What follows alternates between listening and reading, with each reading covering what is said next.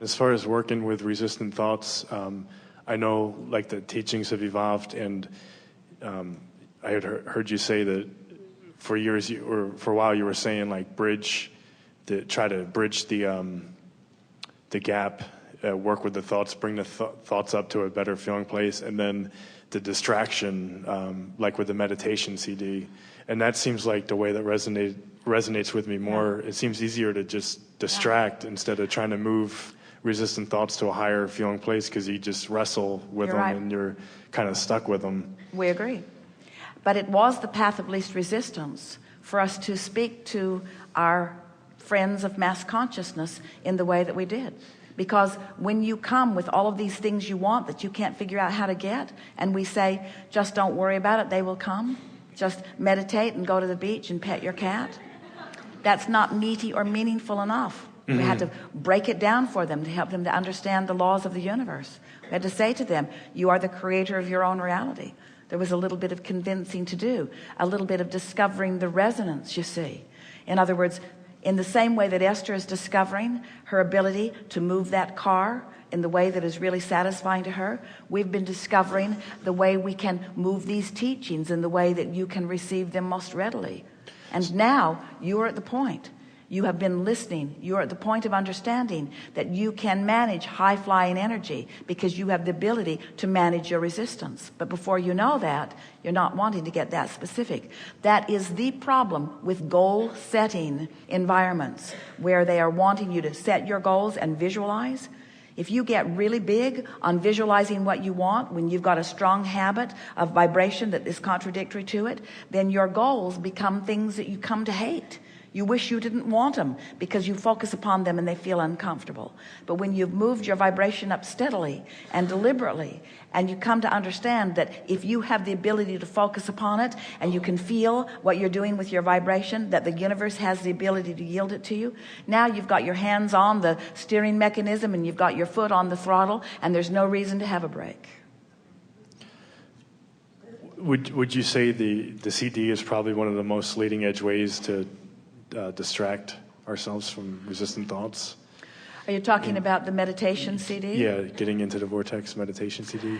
We would say that it is a more specific tool than some are ready for. Because it's talking about specific subjects, and just the conversation in those subjects could be challenging to some.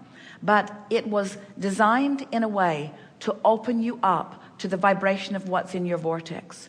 We are very purposeful about the precise words that we chose and about the methodology of the music that was offered. We think it's the closest thing to bring you into alignment that you will find.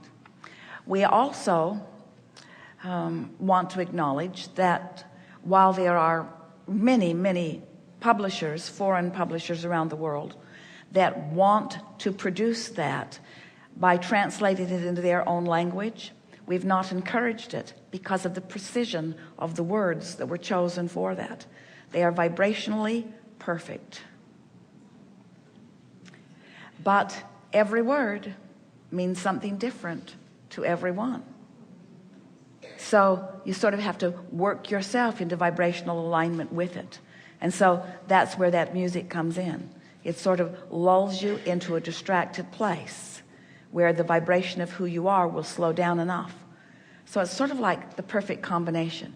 The music and the breathing technique slow you to the place that you're in a state of allowing. And then the subtle and precise mentioning of the things that we know are in your vortex allow you to achieve vibrational alignment with who you really are. We think it's a really good tool. Yeah, I was using it for a little while, and I definitely noticed a change, and I stopped using it. Like, why would I put the brakes on momentum? Why would it not feel completely comfortable to you? Well, why would I actually get in the way of that? Like, why would I, if the CD was working and I noticed changes happening, like stop using it?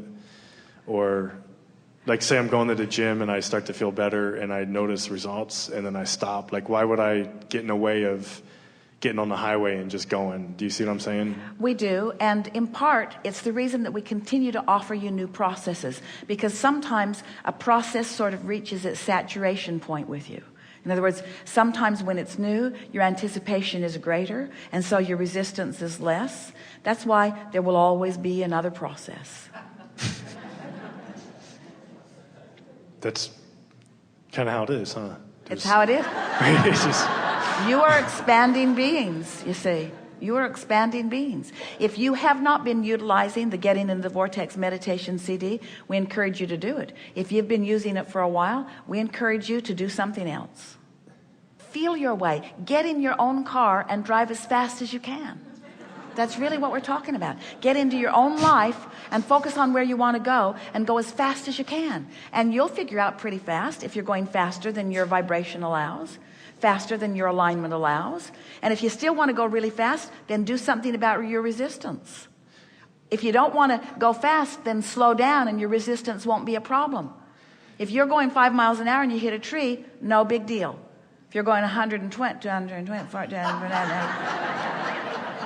if you're going really much faster than that, Esther's speedometer says 220. She hasn't quite got there. Quite. But if you are going 120 miles an hour and you hit a tree, it's a bigger problem. So the resistance really is the factor that you're wanting to keep your ear to the ground, so to speak, to feel.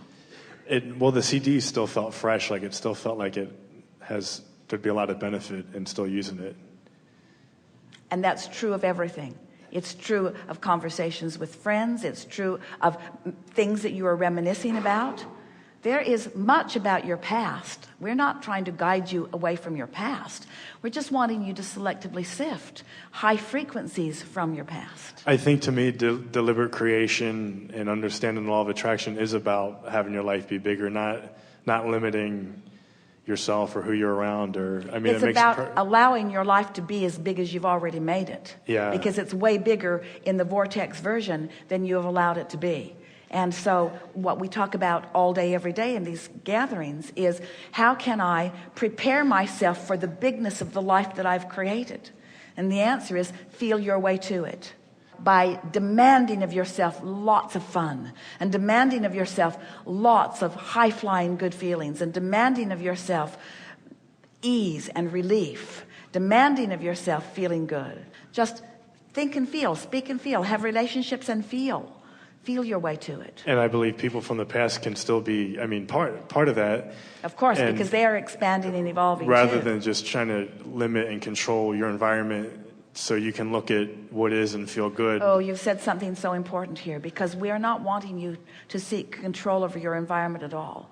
We want you to seek control of your vibration, and law of attraction will take care of the environment. And there's plenty in your current environment that has the potential of surprising and delighting you beyond our ability to describe it. And for me, I have the desire to be efficient. Is efficient the right word? Or to get the most out of that with what is, rather than like seeking something that's more. And there's a little bit of shortage consciousness in that, however, because wanting to get the most out of it has your attention upon not getting the most out of it.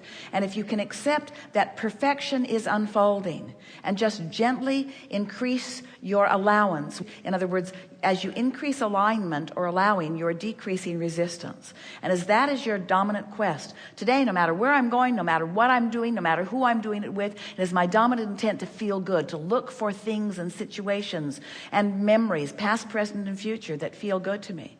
And as that is what you're focused upon, then anything that's not a vibrational match to that has to fall by the wayside.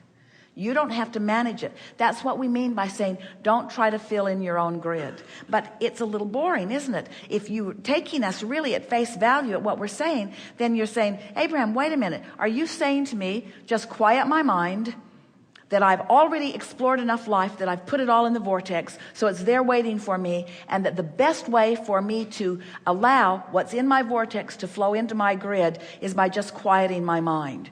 Won't I be bored if I just quiet my mind? And we say, try it, you'll like it.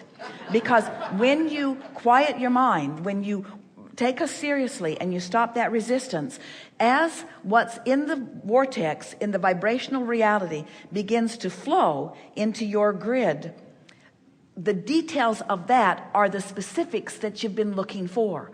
And it feels to you like inspiration. It feels to you like it's all your idea, because it is all of your idea. That's what we mean by saying, ready yourself for the readiness that's already there for you.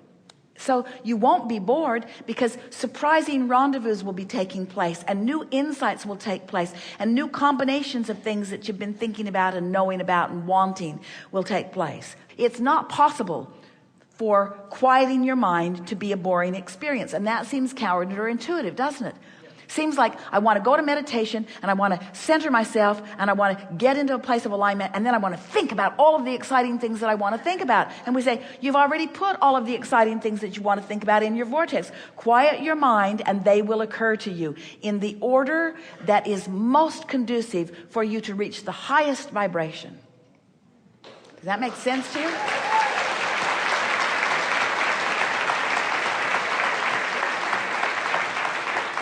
It's finding that perfect pitch on your violin. It's really what it is. It's finding that perfect pitch by understanding that the perfect pitch has already been found.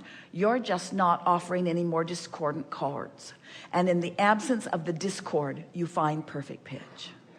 And I know that's how it can be. I mean, on some inner level, I know that it can Perfect be that pitch. way. You're right. Yeah. Feels good to know it. And it's fun to have the conversation about it, isn't it? Mm-hmm. Yeah. Very good. Thank you. Yes, indeed.